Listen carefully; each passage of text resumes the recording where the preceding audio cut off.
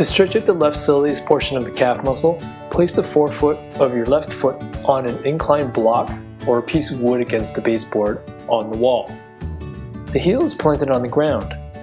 Then, bend your left knee towards the wall while lowering your body downwards. Hold the stretch for 30 seconds, doing 3 sets on each side 2 times per day.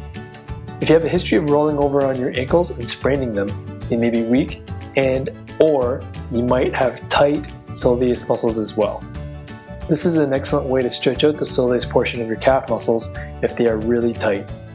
Many sports involve the use of a mobile calf muscle, and doing the stretch can increase your ankle mobility to help you improve performance, especially in running-related sports and activities.